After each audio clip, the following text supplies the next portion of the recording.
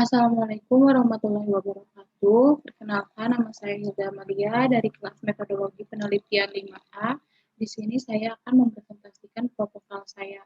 Selamat menyimak. Proposal saya berjudul Investigasi Kemampuan Berpikir Kritis Siswa dalam Menyelesaikan Masalah Matematis Siswa kelas 10 pada materi Sistem Persamaan Linear 3 Variabel. Dengan dosen pengampu mata kuliah, Bapak Dr. Andes Joko Subagio, MPD. Yang pertama, dalam proposal saya ada bab 1, yaitu pendahuluan. Dalam pendahuluan, terdapat latar belakang, identifikasi masalah, batasan masalah, rumusan masalah, dan manfaat penelitian. Langsung pada latar belakang. Berpikir kritis merupakan kemampuan yang dimiliki oleh manusia. Pada abad 21, kemampuan berpikir kritis sangat penting untuk dimiliki seseorang agar mampu mengikuti perkembangan zaman. Salah satu mata pelajaran yang dapat membantu meningkatkan kemampuan berpikir kritis adalah pelajaran matematika. Pelajaran matematika merupakan salah satu pelajaran pokok yang sudah diajarkan sejak pendidikan sekolah dasar. Kenapa? Karena matematika dapat membentuk pola pikir yang logis, sistematis, kritis, dan kreatif. Nah, adapun salah satu tujuan pembelajaran dari matematika yaitu agar siswa memiliki kemampuan pemecahan masalah. Pemecahan masalah merupakan proses utama dalam pembelajaran matematika. Salah satu materi yang dapat membantu meningkatkan kemampuan berpikir kritis dan kemampuan pemecahan masalah siswa adalah materi sistem persamaan linear 3 variabel. Kenapa harus materi sistem persamaan linear 3 variabel? Karena banyak siswa yang merasa kesulitan dalam menyelesaikan permasalahan pada sistem persamaan linear 3 variabel, khususnya dalam soal cerita. Dari penguraian latar belakang, dapat disusun identifikasi masalah. Yang pertama, bagaimana kemampuan berpikir kritis siswa dalam menyelesaikan masalah pada soal sistem persamaan linear 3 variabel. Yang kedua, apakah kesulitan yang dihadapi siswa dalam menyelesaikan masalah matematis pada soal sistem persamaan linear 3 variabel. Dan yang terakhir ada, apakah kemampuan berpikir kritis matematis membantu dalam menyelesaikan masalah matematis. Karena latar belakang yang kompleks, maka perlu diadakan batasan masalah. Pertama, pokok bahasan yang diteliti adalah materi sistem persamaan linear 3 variabel pada siswa kelas 10. Yang kedua, kemampuan berpikir kritis matematis yang dimaksud adalah kemampuan siswa dalam mengidentifikasi soal sehingga dapat menyelesaikan dengan tepat. Yang ketiga, kemampuan menyelesaikan matematis yang dimaksud adalah kemampuan siswa dalam menyelesaikan permasalahan matematis dengan secara bertahap.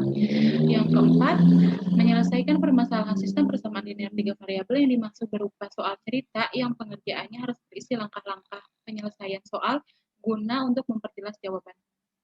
Nah, selanjutnya ada rumusan masalah. Dari penjelasan identifikasi masalah dan batasan masalah, maka masalah yang diteliti dapat dirumuskan sebagai berikut.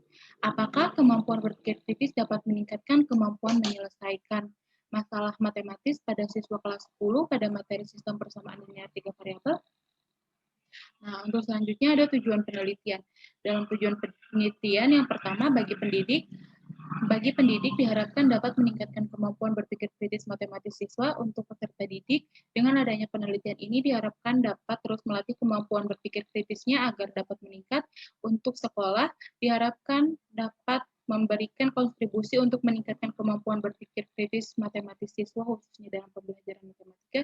Bagi universitas dapat dijadikan sebagai salah satu referensi mahasiswa Universitas Muhammadiyah Profesor Dr. Hamka atau dari pihak lain yang ingin melakukan penelitian lebih lanjut. Nah, selanjutnya ada bab 2 kajian teori. Dalam kajian teori ini yang pertama ada kemampuan berpikir kritis, kemampuan menyelesaikan masalah, dan sistem persamaan linear 3 variabel. Yang pertama, kemampuan berpikir kritis. Kemampuan berpikir kritis dianggap sebagai salah satu kemampuan dasar yang sangat penting untuk dikuasai. Nah, adapun pengertian berpikir kritis menurut ahli, di antaranya menurut Fisher pada tahun 2011, berpikir kritis merupakan kemampuan merumuskan, mengkaji, mengevaluasi informasi dan argumen. Sedangkan menurut Stephen pada Dalam Fisher pada tahun 2011 mengungkapkan bahwa berpikir kritis merupakan kegiatan atau keahlian merumuskan, menelaah hasil observasi, dan komunikasi informasi dan argumen.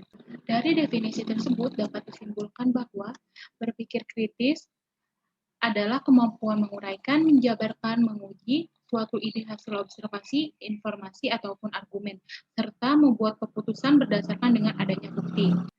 Adapun indikator dalam berpikir kritis. Menurut Ennis pada tahun 2014 ada 6 indikator berpikir kritis. Yang pertama adalah fokus, yang kedua ada vision, yang ketiga ada inference, yang keempat ada situation, yang kelima ada clarity, dan yang terakhir overview. Nah, selanjutnya ada kemampuan pemecahan masalah. Pemecahan masalah merupakan proses utama dalam pembelajaran matematika yang berarti bahwa pembelajaran pemecahan masalah mengutamakan proses dan strategi siswa dalam menyelesaikan suatu permasalahan. Adapun pengertian menurut Nagin dan Vittel dalam Fahim Kazeski pada tahun 2012 mengungkapkan bahwa dalam pemecahan masalah melibatkan mengidentifikasi masalah, mengeksplorasi alternatif solusi, melaksanakan alternatif solusi atau solusi yang dipilih, dan mendatangkan hasil solusi yang disebut kesimpulan. Nah, adapun langkah-langkah dalam pemecahan masalah, nah, menurut Polya, dalam Suherman pada tahun 2003 mengatakan ada beberapa langkah yang harus dilakukan dalam menyelesaikan masalah. Yang pertama, memahami masalah, yang kedua, merumuskan masalah, yang ketiga, melakukan penyusunan penyelesaian, dan yang terakhir, memeriksa kembali. Nah, selanjutnya ada sistem persamaan linear 3 variabel. Sistem persamaan linear 3 variabel adalah bentuk perluasan dari sistem persamaan linear 2 variabel. Sistem persamaan linear 3 variabel adalah suatu persamaan matematika yang memiliki 3 persamaan linear yang masing-masing persamaannya memiliki 3 variabel, yaitu X, Y, dan Z. Adapun istilah yang biasa ditemukan dalam sistem persamaan linear 3 variabel yaitu suku, variabel, koefisien, dan konstanta. Adapun penerapan sistem persamaan linear 3 variabel dalam kehidupan sehari-hari yaitu kita dapat menentukan harga barang yang kita beli dan kita bisa menghitung laba maksimum dan minimum. Selanjutnya ada bab 3 metode penelitian. Dalam metode penelitian yang pertama ada tujuan penelitian. Nah, penelitian ini bertujuan untuk mengetahui bagaimana kemampuan berpikir kritis siswa dalam menyelesaikan masalah matematis siswa kelas 10 pada materi sistem persamaan linear 3 variabel. Adapun tempat dan waktu penelitian. Penelitian ini dilaksanakan di SMA Negeri 2 Ciamis yang berlokasi di Jalan Kiai Haji Ahmad Dahlan nomor 2, Linggasari, Kecamatan Ciamis, Kabupaten Ciamis, Jawa Barat. Penelitian ini dilakukan pada bulan Desember 2020 hingga bulan Januari 2021 di kelas 10 MIPA 1. Nah, untuk metode penelitian yang digunakan pada penelitian ini adalah deskriptif kualitatifnya, ada populasi dan sampel penelitian. Yang pertama, ada populasi penelitian. Populasi adalah keseluruhan subjek penelitian. Nah, populasi dari penelitian ini adalah siswa kelas 10 MIPA 1 SMA Negeri 2 Ciamis tahun ajaran 2020-2021. Nah, selanjutnya ada sampel penelitian. Sampel merupakan sebagian dari populasi. Nah, sampel dari penelitian ini adalah 36 peserta diambil 10 siswa yang dipilih sebagai sampel penelitian. Selanjutnya ada teknik pengumpulan data. Kata data berasal dari bahasa Inggris yang bersifat majemuk. Datum adalah keterangan atau informasi yang diperoleh dari suatu objek atau kejadian, sedangkan data adalah kumpulan dari datum. Ada 3 cara untuk mengumpulkan data. Yang pertama melalui metode observasi. Metode observasi atau pengamatan dapat diartikan sebagai pengamatan dan pencatatan secara sistematis terhadap gejala yang tampak pada objek penelitian. Ada 2 jenis observasi, yaitu observasi secara langsung dan observasi secara tidak langsung. Dalam penelitian ini, observasi bertujuan untuk mengetahui lebih dalam kemampuan siswa dalam menyelesaikan masalah matematis. Yang kedua, ada metode wawancara. Wawancara adalah teknik pengumpulan data yang dilakukan dengan cara tanya jawab secara langsung antara peneliti dan narasumber.